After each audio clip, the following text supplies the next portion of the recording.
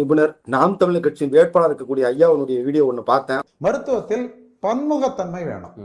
இப்ப அரசே என்ன பண்ணணும்னா இந்த ஒவ்வொரு துறையிலும் உள்ள சமூக அக்கறை உள்ள மருத்துவர்களை கொண்டு வந்து ஒரு குழு அமைச்சு நோய்களின் பட்டியல் எடுத்துக்கிட்டு இந்த நோய்க்கு இது அதிக பயன் தரக்கூடியது 1 2 3 4 அதை கெசட்ல வெளியிடுங்க, எல்லா இடத்துலயும் ஒட்டுங்க, அவங்க பயன்படுத்திக்கிறாங்க. வியாபாரம் எப்படி நடக்கும்?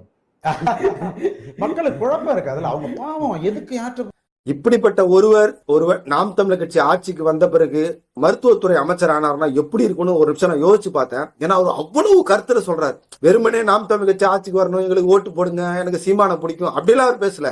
போலி மருத்துவர்கள் எப்படி கண்டுபிடிக்கிறது, மக்கள்கிட்ட மருத்துவத்தை பயன்படுத்தி காசு சம்பாதிக்கிறது எப்படி தடுக்கிறது, அதுக்கு எப்படி குழு போடுறது, எல்லா மக்களுக்கும் எப்படி இலவசமா மருத்துவத்தை கொண்டு போய் சேர்க்கிறது, மருத்துவத்தை எப்படி சேவையா மாற்றுறதுங்கிற அவர் சொல்ற யோசனை எல்லாம் அபாரமா இருக்கு.